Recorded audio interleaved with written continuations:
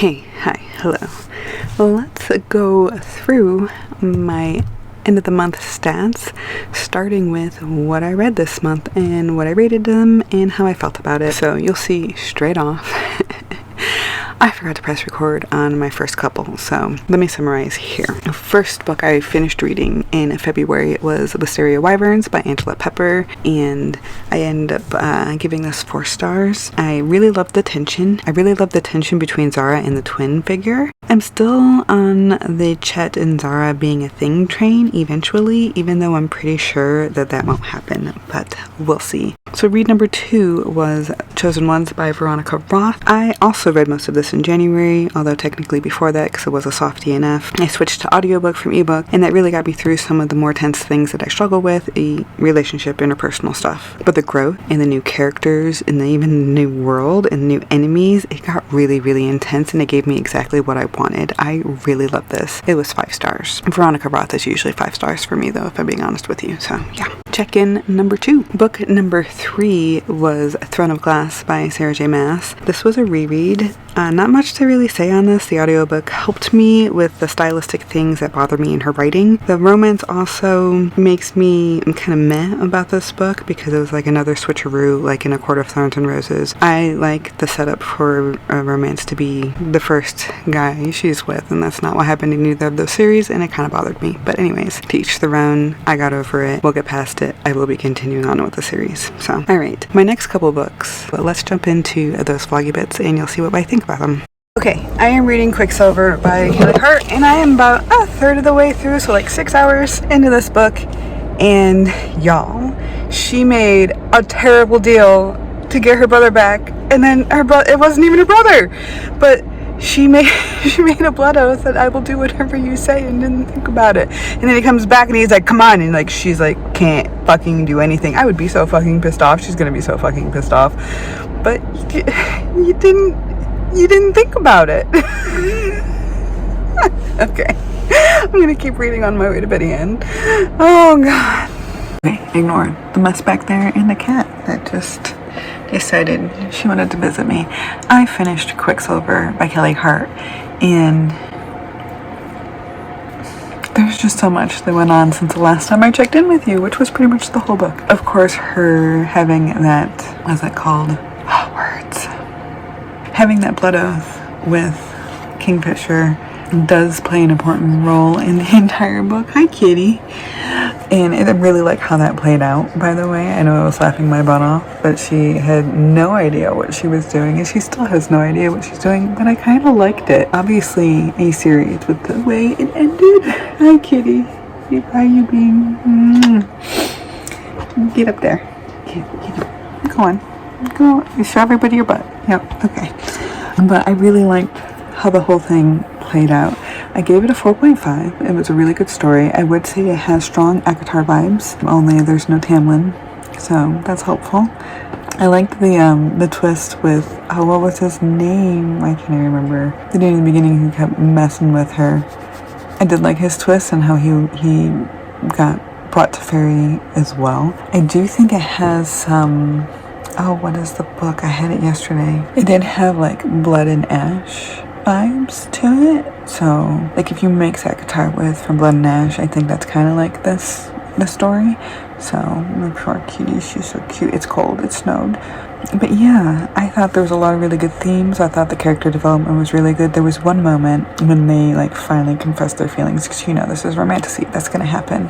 And she rightfully got upset with him about the choices he made, and she was gonna leave without like saying anything to him, and he just looked so desolate that she went and reached for his hand, and just the pure emotional agony and love in that moment was awesome.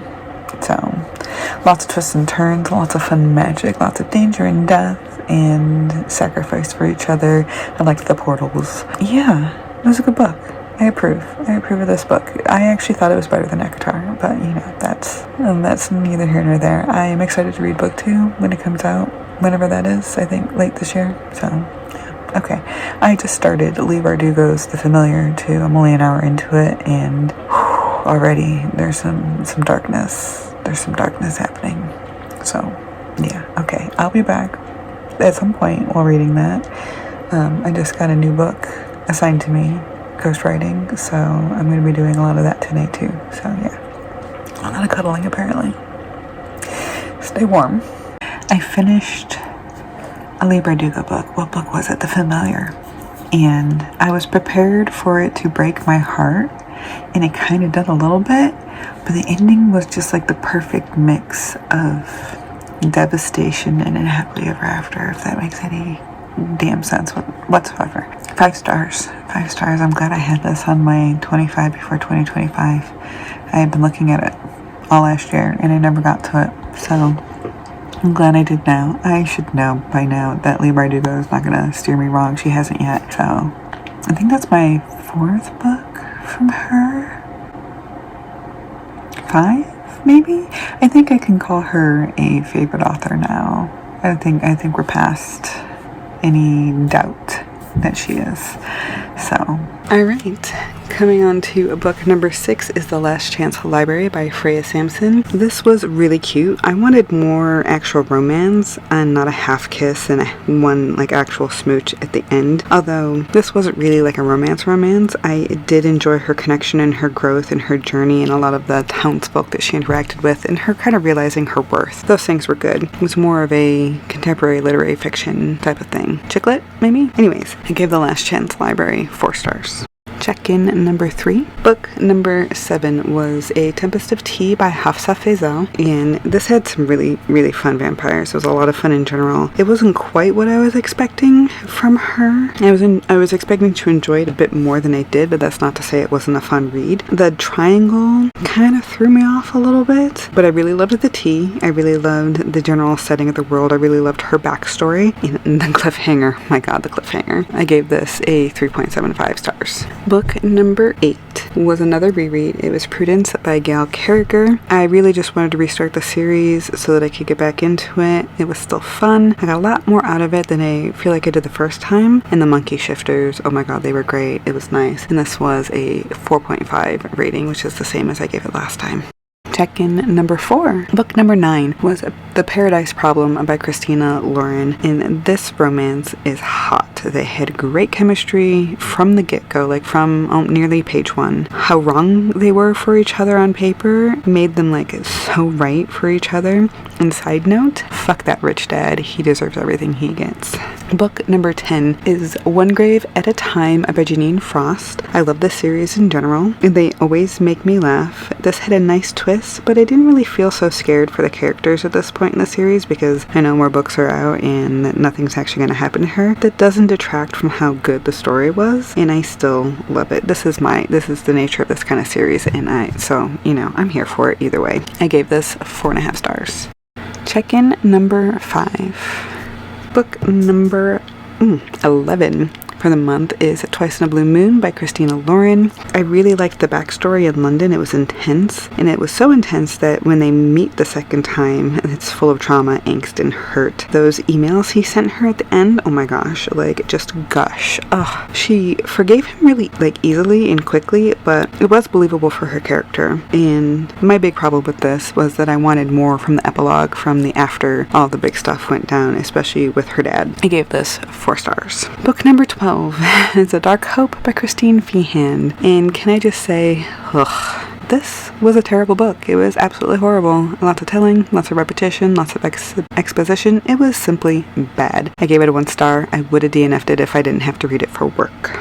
And finally, book number 13 is Love Me by Red Phoenix. This was a nice taboo story. It is erotica. It read very sweet and sexy. But Blue Eyes, the character, one, I don't like his name for himself, that he gave himself as a dom, and I can't even remember what it is, but it was terrible. He's coming out the gate as rather a lot. And this is a really long series. This is a 25 book or more series. I know it's more than that. So some of the interpersonal drama is coming. I know who she ends up with eventually, and it's not Blue Eyes, so maybe that's my aversion to him. I don't know.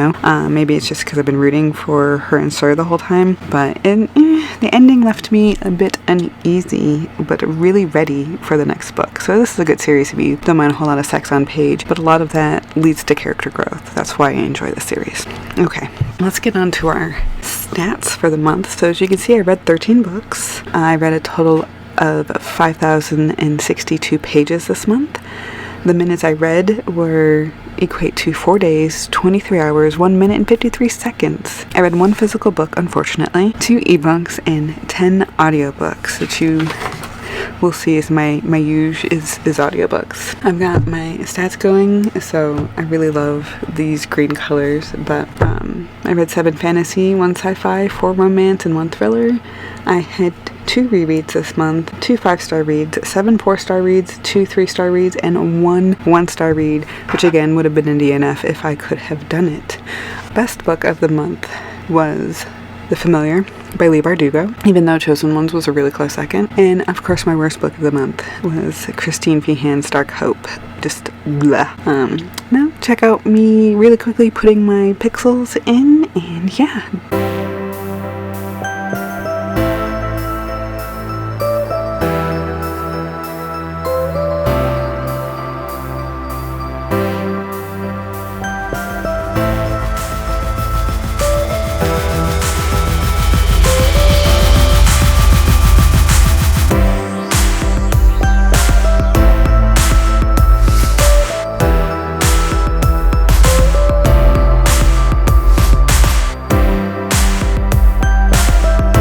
Thank you guys for watching. Let me know what your favorite and least favorite book this month was from your TBR, and I will see you guys next time. Bye!